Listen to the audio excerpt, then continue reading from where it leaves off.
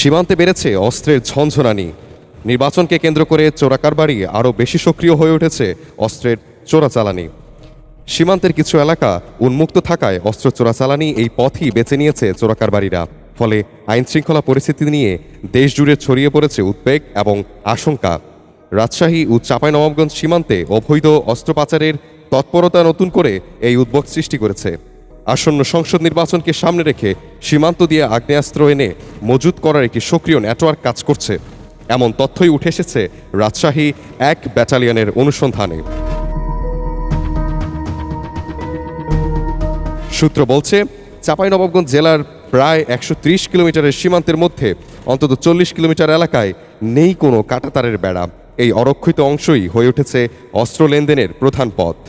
বিজিবির তথ্য অনুযায়ী গত ৬ মাসে শুধু চাঁপাইনবাবগঞ্জেই জব্দ হয়েছে ১২টি আগ্নেয়াস্ত্র, ৪১টি গুলি ও ৯.৫ কেজি বিস্ফোরক। জানুয়ারির শুরুতে শিবগঞ্জের আজমপুর সীমান্তে আমবাগান থেকে উদ্ধার করা হয় ২টি ওয়ান শুটার গান।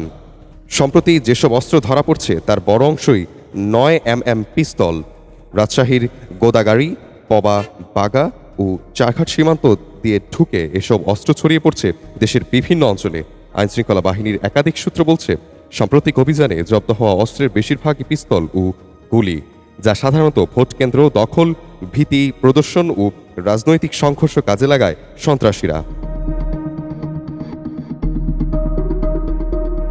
এদিকে চাঁপাইনবাবগঞ্জের শিবগঞ্জ উপজেলার রানীনগর, হঠাৎপাড়া, শাহপাড়া, পণ্ডিতপাড়া, বালিয়াদিঘি সহ কয়েকটি গ্রামের বেশ কয়েকজন সীমান্ত পথে অস্ত্র চোরাচালানে জড়িত, যাদেরকে ডাকা হয় লাইনম্যান বলে।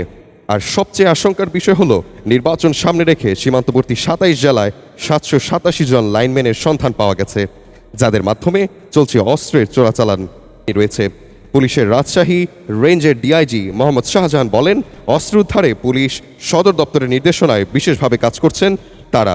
ইতিমধ্যে বেশ কিছু বড় অভিযান চালিয়ে অস্ত্র উদ্ধারও করা হয়েছে।